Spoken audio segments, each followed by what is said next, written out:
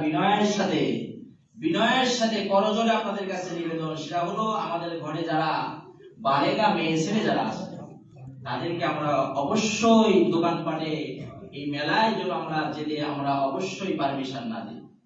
কিংবা কথাগুলো মনে থাকবে, সকলের ইমানি দায়িত্ব। যদি মেয়েটা আপনার অনুমতি নিয়ে বা আপনার জানা অবস্থায় আপনার বালেগা একজন মেয়ে বেপরদা হয়ে যদি দোকানে যায়, মার্কেটে যায়, সব মাহফিলের সমস্ত সব বরবাদ হয়ে যাবে। সে দায়ুস হয়ে যাবে। সে দায়ুস হলে শুধু সে নয়, অভিভাবক যে আছে সেও দায়ুস হবে। নবীজি বলেছেন আত-দায়ুসু লা ইয়াদখুলুল জান্নাহ, যারা দায়ুস তারা আল্লাহর জান্নাতে যাবে না। যদি বলেন নাউযুবিল্লাহ।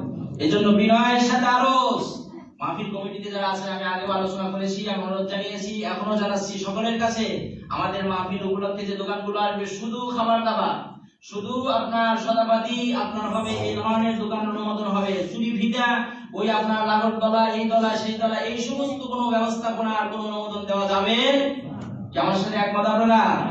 এটা আমাদের মেলা নয়, এটা আমাদের গানের আসর নয়, কোরআন সুন্নাহ আলোকে হিদায়াতের মাহফিল, কবরবাসী নাজাতের মাহফিল। সেখানে কোনো গানের, সেখানে কোনো জুয়া, সেখানে কোনো খেলাধুলা, চুরি ভিতরে ধরনের কোনো ব্যবস্থাপনা থাকবে না।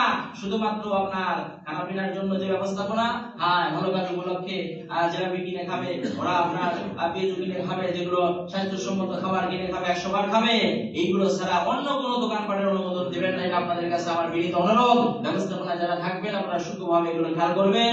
আর আমাদের মেয়ে ছেলেরা যেন কখনো এই দোকানপাটগুলোতে যেন ঘোরাঘুরি না করে, চলাচল না করে, কেনাকাটা যা আছে আপনি করবেন, আপনার বড় ছেলে আছে, আপনার যিনি বাড়িতে আপনার ব্যবস্থাপনা আছে তাই করবে। বড় মেয়েরা পশ্চিমকালে যেন দোকানপাটে যেতে না পারে। আল্লাহ আমাদের সবাইকে শরীয়ত সম্মত কোরআন সুন্নাহর আলোকে তাকওয়া আর মুত্তাকির জীবন যাপন করার তৌফিক দান। সকলে বলে আমিন।